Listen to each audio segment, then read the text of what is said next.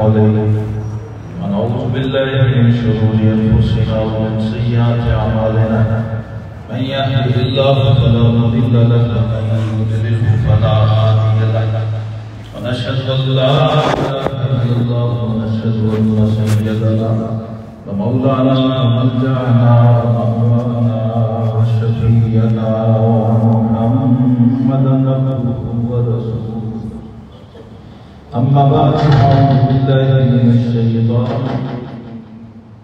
بسم الله الرحمن الرحيم ألا إن أولياء الله لا خوف عليهم ولا هم يحزنون الذين آمنوا وكانوا يتقون آمنت بالله صدق الله مولانا العظيم وصدق رسوله النبي الكريم الأمين إن الله وملائكته يصلون على النبي يا أيها الذين آمنوا صلوا عليه وسلموا تسليما اللهم صل على سيدنا محمد وعلى آل سيدنا محمد وأصحابه سيدنا محمد وبارك وسلم عليه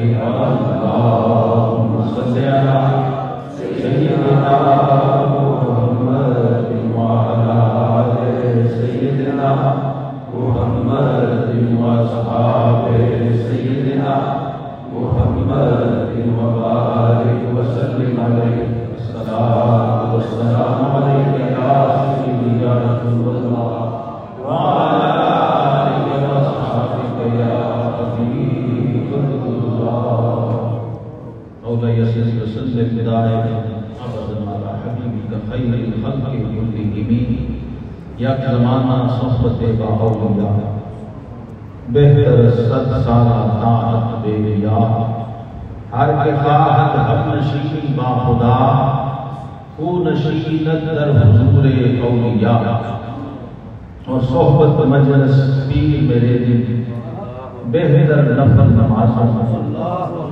صحبت مجلس پیر میرے دن بہتر نفل نمازوں ایک ایک سخن شریف انہانا کردہ محرم راز گرامی قدر حاضرین ماہ ربیع الثانی حضور غوث اعظم پیران پیر محمد سبحانی سیدنا شیخ عبدالقادر الجیلانی الحسنی الحسینی قدس سرہ العزیز آپ کے عرص پاک کا مہینہ ہے اور اللہ نے آپ کو اولیاء میں مشائخ میں اور کتبوں غوثوں میں جو مرتبہ دیا ہے اس کا اعلان بھی آپ نے خود ہی فرمایا ہے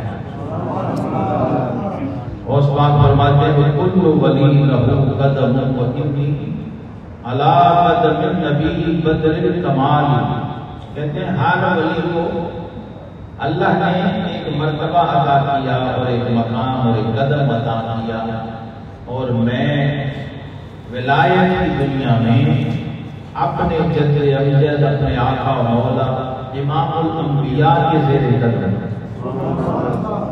وہ عبدالقادر المشہور اسمی و جدی صاحب العین الکمال قصیدہ غوثیہ میں کہتے ہیں میرا مشہور نام عبدالقادر جیلانی ہے میری شہرت اس نام سے ہے اور میرے جد اعلیٰ میرے جد کریم سارے نبیوں کے امام ہیں ساری کائنات کے سید و سردار ہیں اپنی نسبت کا اظہار بھی کیا ہے اپنے نسب کو بھی آپ نے بیان کیا ہے اور اللہ نے جس مرتبہ ولایت پہ آپ کو فائز کیا اس کا اظہار بھی خود کیا یہ تکبر نہیں ہے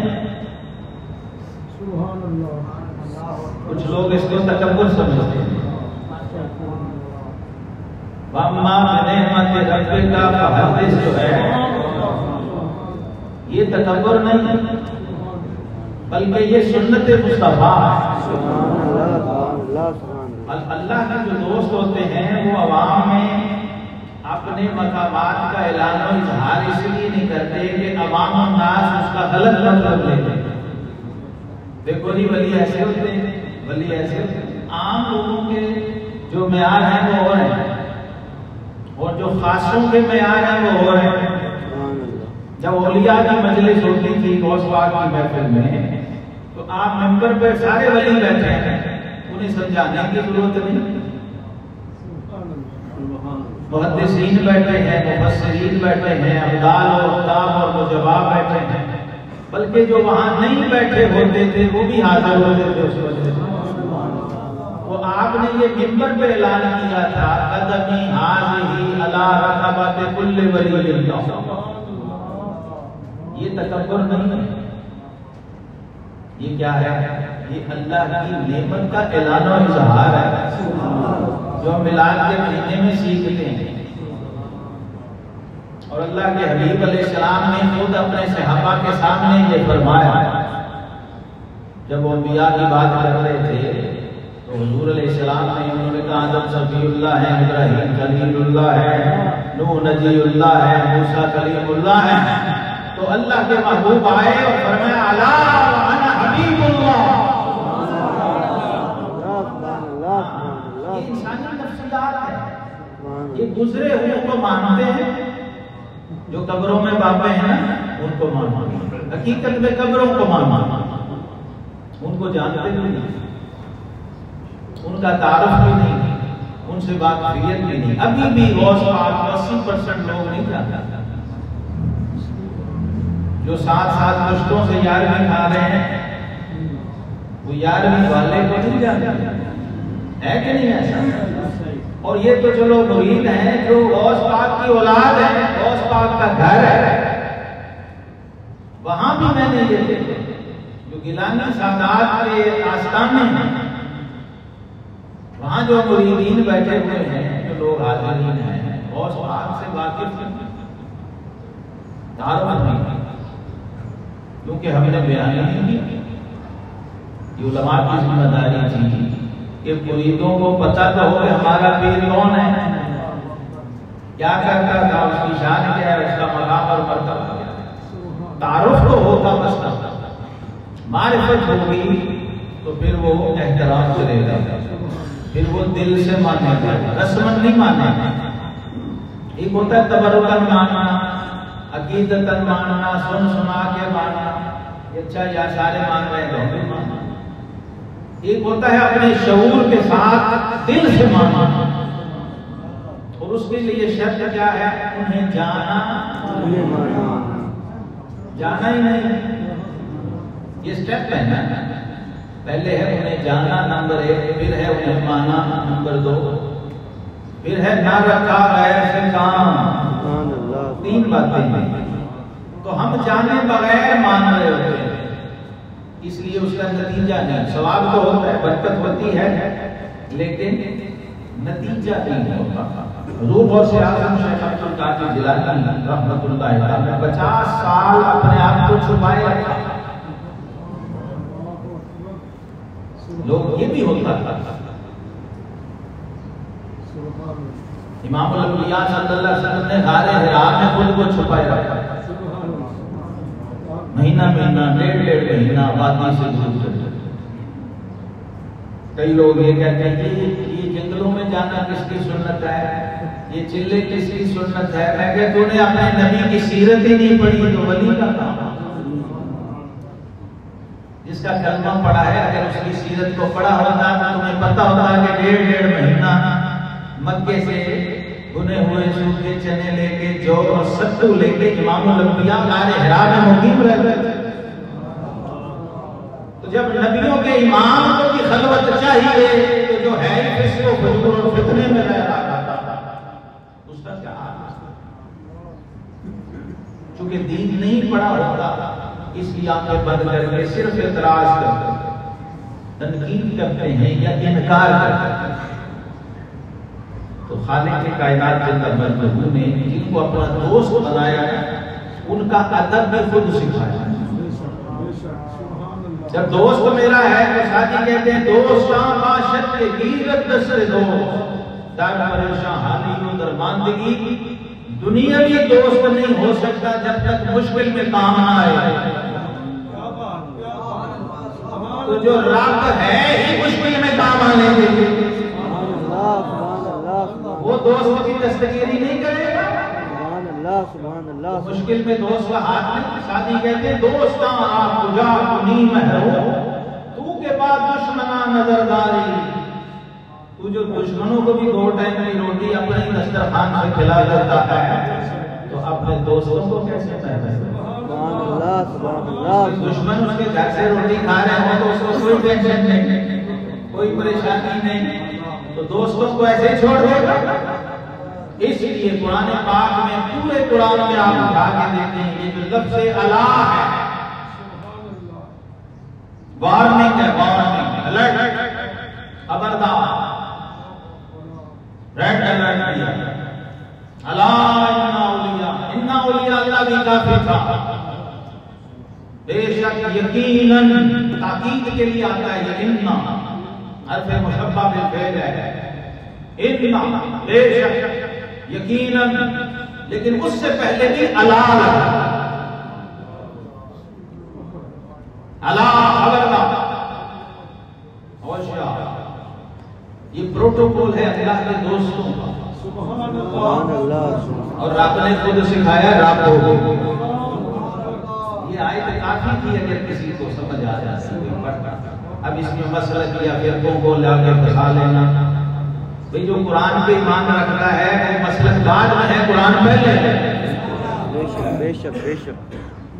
اور رب کائنات خود فرما رہا براہ راست الا خبردار جو میرے دوست ہیں، بے شک جو اللہ کے دوست ہیں، لا خوف، نہ انہیں کسی کا کوئی خوف ہے، ولا هم يحزنون، اور نہ ہی وہ غمگین ہوتے.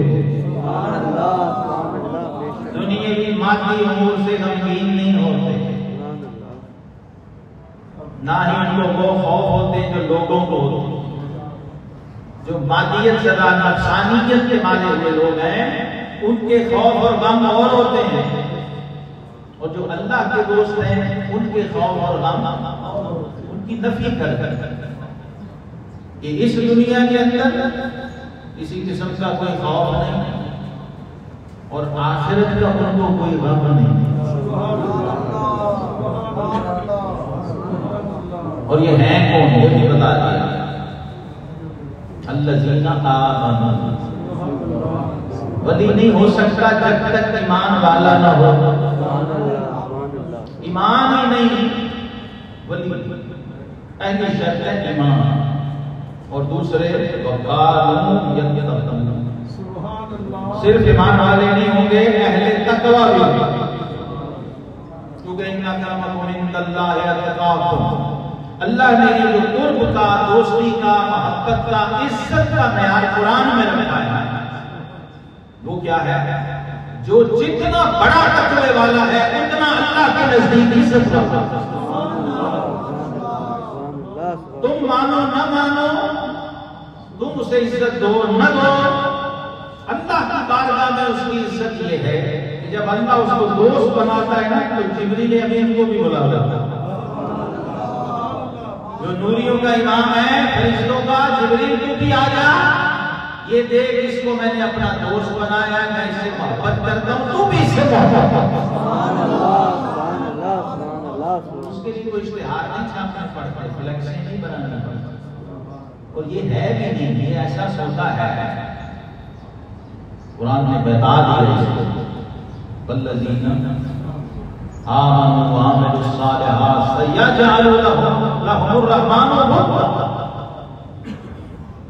اللہ ان کی محبت اپنے بندوں کے دلوں میں خود ودیعت کرتا ہے.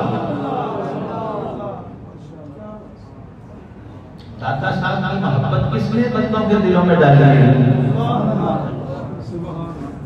یہ اللہ کی دوستی ولایت کا ایک پیمانہ یہ بھی ہے. زمان خلق کو نکارہ خدا سمجھا. حضور غوث پاک شیخ عبدالقادر جیلانی رحمت اللہ علیہ جا رہے تھے بازار میں اپنے مرید کے ساتھ، مرید بھی ساتھ تھا.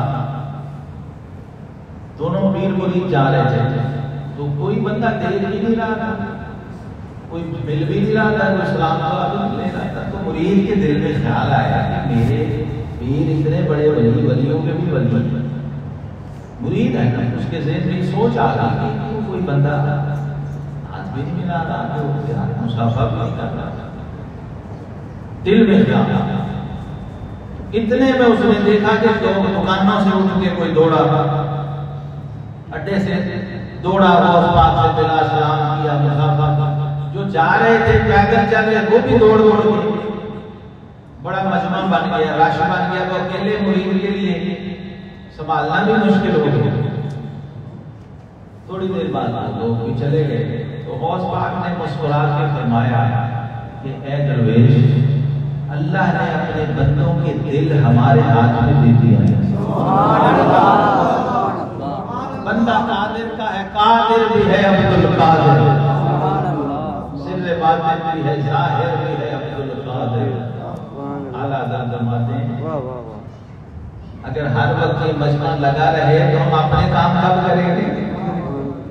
تم نے دیکھا تو فرمایا جب ہم چاہتے ہیں لوگوں کے دل اپنے سے پھیر دیتے ہیں، اور جب چاہتے ہیں ان کے دل اپنی طرف پھیرتے ہیں۔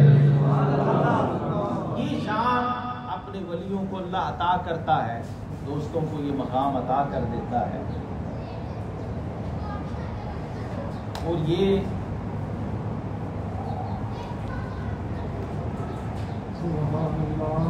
نعرہ تکبیر، نعرہ رسالت، یا رسول اللہ، نعرہ رسالت، یا رسول اللہ، نعرہ صدیقیہ، یا صدیقیہ۔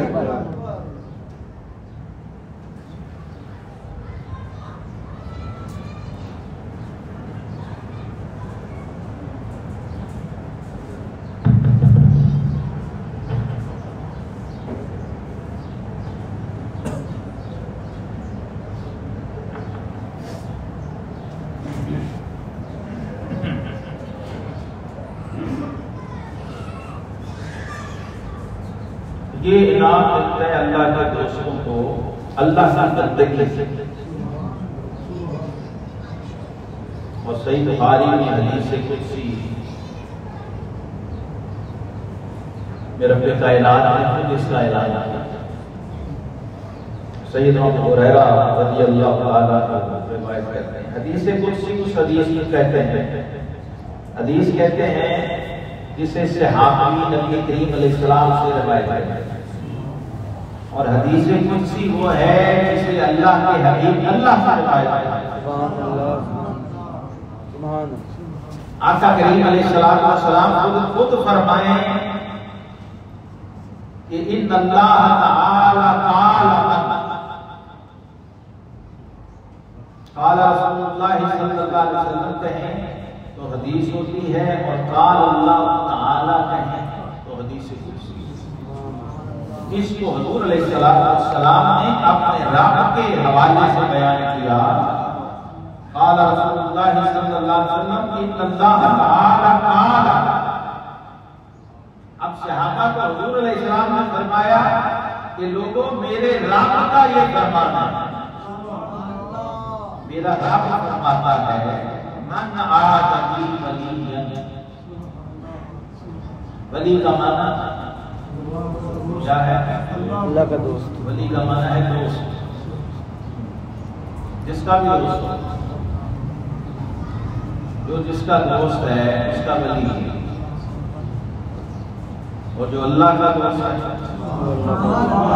اللہ کا۔ اپنی اپنی دوستی ہیں کہ آپ کس کے دوست ہیں۔ المرء مع من احب، فرمایا ہر بندہ قیامت کے دن اس کے ساتھ کھڑا ہوگا جس سے محبت ہو۔ سبحان اللہ، سبحان اللہ، سبحان تم دیکھ لیا کرو تمہیں کس سے محبت ہے، سبحان اللہ، جس کے ساتھ اٹھنا چاہتے ہو اس کے ساتھ محبت کرو۔ سبحان اللہ، سبحان اللہ، اب سوچئے دنیا میں بندہ جس بندے سے محبت کرے اس کے ساتھ ہوگا، تو جو اللہ سے محبت کرتا ہوگا، سبحان اللہ، سبحان اللہ، سبحان اللہ، سبحان اللہ۔ یہ اولیاء جو ہیں یہ اس کے ساتھ ہوں گے قیامت کے دن جس سے یہ محبت کرتے ہیں، سبحان اللہ، سبحان اور وہ اس کا رب ہے۔ اللہ ولی الذین آمنوا، تو فرمایا اللہ رب العزت کا ارشاد گرامی ہے کہ جو شخص میرے کسی ولی سے عداوت رکھے، بغض رکھے، دشمنی رکھے، فقط آذنتہ بالحق، اللہ فرماتے ہیں میرا اس کے ساتھ اعلان جنگ ہے۔ اب ذرا یہ بات سوچنے والی ہے کہ اللہ جس کو کہے کہ اس سے میرا اعلان جنگ ہے، اس کی نماز ہوگی،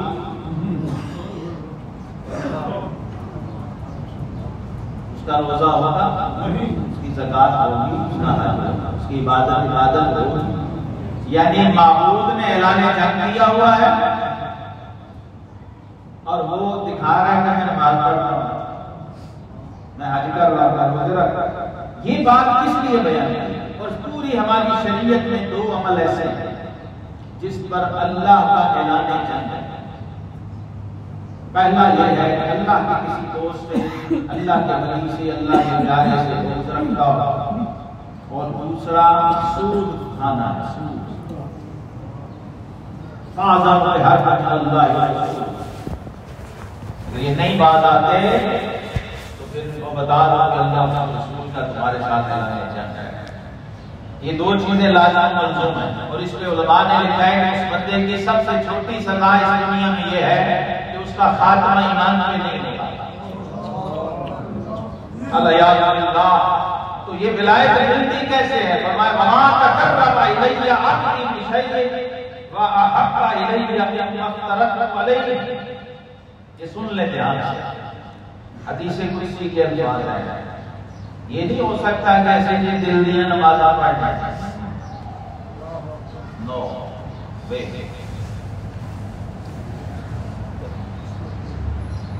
یہ اللہ جس کی ولایت ہے، جس کی دوستی ہے، جو یہ غوث پاک بناتا ہے، غریب نواز بناتا ہے، داتا صاحب بناتا ہے، یہ سارے جس کے بندے ہیں، جس کے آگے سجدہ کرتے ہیں 1,24,000 انبیاء اور رسول اللہ، وہ رب کہہ رہا ہے کہ وما تقرب الی عبدی بشیء، بندہ کسی چیز سے بھی میرا قرب اتنا حاصل نہیں کر سکتا جتنا مما افترضت علیہ، جتنا اس چیز سے کرتا ہے جو میں نے اس پہ فرض کی ہے۔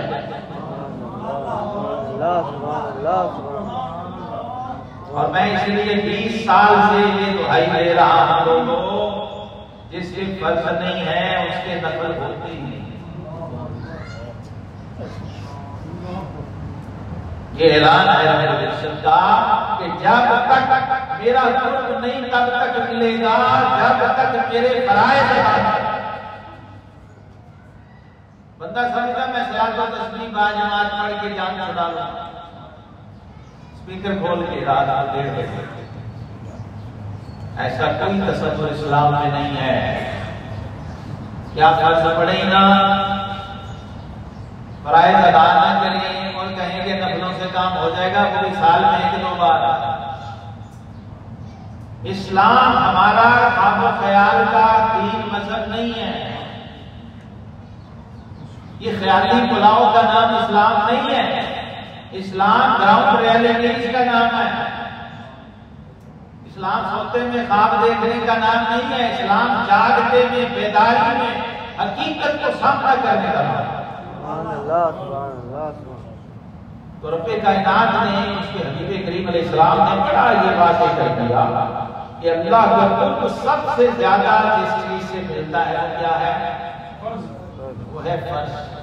وہ فرض چاہے نماز ہو، وہ فرض چاہے زکوٰۃ ہو، فرض چاہے روزہ ہو، فرض چاہے حج ہو، یا جتنے بھی فرائض و واجبات شریعت مطہرہ میں، وہ پہلے ادا ہوں گے، اس کے بعد نفل کی باری آئے گی۔ زکوٰۃ دیے بغیر صدقہ نہیں ہوگا۔ جی ہماری شریعت کہتی ہے کہ زکوٰۃ کا 1 پیسہ یہ صدقے کے سونے کے پہاڑوں سے بھی افضل ہے۔ 500 دیگ صدقہ کی داتا صاحب چڑھا دی اور زکوٰۃ ساری زندگی ادا نہ کی، نفل نہیں ہے۔ تو صدقہ کا مقابلے کو نہیں ہوگا اگر فرض زکات ادا نہ، فرض زکات 100 پہ 2.5 100 پہ 2.5 اللہ رب العالمین کی غیرت یہ گوارا ہی نہیں کرتا کہ یہ بندہ اپنی مرضی کر رہا ہے۔ شریعت اور طبیعت میں فرق ہے۔ دین کیا ہے؟ دین طبیعت کو شریعت کے تابع کرنے کا نام ہے، اور ہم شریعت کو طبیعت کے تابع کر کے سمجھتے ہیں ہم نے بڑا مال کمانا۔ یہ ولی یہ کام کرتے ہیں، اللہ کے دوست ان کا طریقہ ہے سرے تسلیم خم ہے جو مزاجی جا رہا ہے۔ اور اللہ کے محبوب کریم علیہ السلام نے بھی ساری حیات طیبہ یہی کیا اور یہ اعلان کر دیا لا یؤمن احدکم حتی یکون ہواہ تبعا لما جئت بہ، تم میں کوئی مسلمان ہو ہی نہیں سکتا جب تک کہ اپنی طبیعت کو میری شریعت کے تابع اپنی خواہش و مرضی کو میری خواہش میرے حکم اور میری مرضی کے تابع، اس وقت تک مومن نہیں ہے۔ تو بندگی کہتے ہی اس کے بعد فرائض پورے کر لیے اب کیا کرے گا؟ وما یزال عبدی یتقرب الی بالنوافل، اب نوافل کی باری آئی۔ فرائض پڑھ لیے، فرمایا اب بندہ نفل پڑھتا رہتا ہے۔ فرض میں اور نفل میں یہ فرق ہے، فرض ادا کرتے ہی کرنٹ ریزلٹ ہے، فرض میں اللہ ادھار نہیں رکھتا۔ نیٹ پیمنٹ کیش جب تم نے کی ہے تو تمہیں رزلٹ بھی فوراً ملے گا، ڈیلیوری بھی ہاں، لیکن نفل چونکہ ایڈیشنل چیز ہے، اضافی چیز ہے، تم اپنی مرضی سے کر رہے ہو۔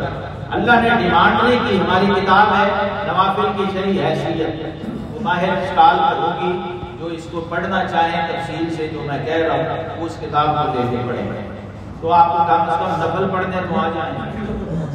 نفل پڑھتے کیسے ہیں، نفل ہوتا کیا ہے، اس کے معنی کیا ہے اور شریعت کیا چاہتی ہے، اس لیے فرمایا وہ پڑھتا رہتا ہے چاہے 40 سال 50 سال، جیسے غوث پاک نے پڑھا۔ اور ایک برج میں رہتے تھے اور لوگ آپ کا نام بھی نہیں جانتے تھے، کسی کو نہیں پتا تھا کہ اس بندے کا نام عبد القادر ہے۔ وہ کہتے تھے کوئی اجمی دیوانہ ہے، برج اجمی کہتے تھے اس برج کو جس میں آپ رہ کے عبادت کیا کرتے، ذکر کرتے تھے، اور سمجھتے کہ ایک اجمی مجنون ہے، اس طرح اپنے آپ کو گم کیا ہوا تھا، چھپایا ہوا تھا۔ اور اللہ کی بندگی میں فنا ذات القادر میں فنا ہو کے عبد القادر بنا۔ تو پھر اللہ یہ کرتا ہے کہ اس حدیث قدسی کے الفاظ ہیں، سن لیجیے، یہ کوئی تصوف کی کتاب نہیں میں پڑھ رہا، میں کیا پڑھ رہا ہوں؟ صحیح بخاری، حدیث قدسی اور صحیح بخاری سے پڑھ رہا ہوں۔ یہ بخاری میں اس لیے کہہ رہا ہوں کہ وہ لوگ جنہیں پتا ہے کہ بخاری کیا ہے وہ آپ سے پوچھیں نہ، ان کو زحمت نہ ہو، اس لیے ایسے کر رہا ہوں۔ صحیح بخاری حدیث نمبر 6502، یہ اس لیے بتا رہا، اور یہ حدیث کی دنیا میں شہرہ آفاق حدیث ہے، حدیث قدسی ہے، حدیث نبوی نہیں، حدیث قدسی، یعنی اللہ رب العزت خود فرمایا۔ تو فرمایا پھر وہ نفل کے ذریعے میرا قرب حاصل کرتا رہتا ہے حتیٰ کہ احبہ، پہلے وہ مجھ سے محبت کرتا تھا، وہ محب تھا، میں محبوب تھا۔ سبحان اللہ سبحان اللہ۔ پھر کیا ہوتا ہے؟ حتیٰ احبہ، پھر معاملہ الٹ ہو جاتا ہے، میں محب ہو جاتا ہوں، وہ محبوب ہو جاتا ہے۔ سبحان اللہ سبحان اللہ۔ نعرہ تکبیر، اللہ اکبر، نعرہ رسالت، یا رسول اللہ، نعرہ صدیقیہ، یا صدیقیہ، نعرہ غوثیہ۔ یہ اللہ رب العالمین کا اپنا بنایا ہوا قانون اور نظام اور طریقہ ہے، یہ کسی نے نہیں بنا کے دیا، کسی مسلک اور فرقے نے نہیں یہ بنایا کہ اللہ تم ایسے کر دو یا ایسے کیا کرو اپنے بندوں اور دوستوں کے ساتھ، یہ اللہ کا اپنا قاعدہ کیا ہے۔ پھر فرمایا میں اس کو محبوب بناتا ہوں، فَإِذَا أَحْبَبْتُهُ، کیا ہوتا ہے؟ جب میں اس سے محبت کرنے لگ جاتا ہوں نا، پھر پتہ کیا ہوتا ہے؟ کنت سمعہ الذی یسمع بہ، پھر میں رب ہو کے اس کے کان بن جاتا ہوں جس سے وہ سنتا ہے۔ سبحان اللہ، یہ شرک نہیں ہوتا۔ سبحان اللہ، ہم کب کہتے ہیں کہ وہ سنتے ہیں؟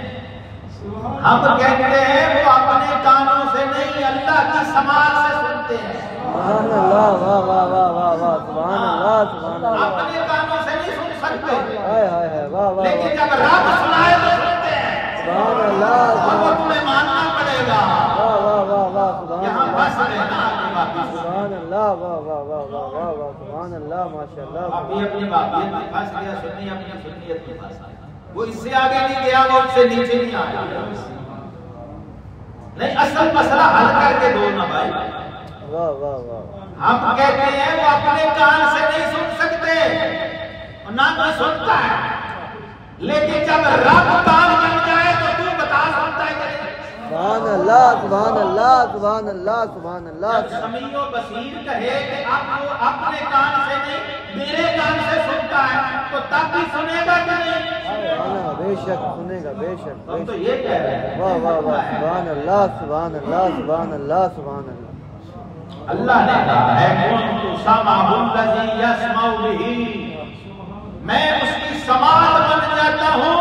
وہ بغداد میں بیٹھا ہو اور قافلہ شام میں جا رہا ہو تو وہ سن لیتا ہے، سبحان اللہ، بے شک، واہ واہ واہ واہ کہ واہ، میں اس کے کان جو بنا ہوں۔ سبحان اللہ، سبحان اللہ، اب تو شرک نہیں نا ہوا۔ بے شک، نہیں نہیں، بے شک، ماشاء اللہ، ہاتھ ہے اللہ کا بندہ مومن کا ہاتھ، غالب و کار آفری کار کشا کار ساز، یہ اقبال نے اسی حدیث کا ترجمہ کیا۔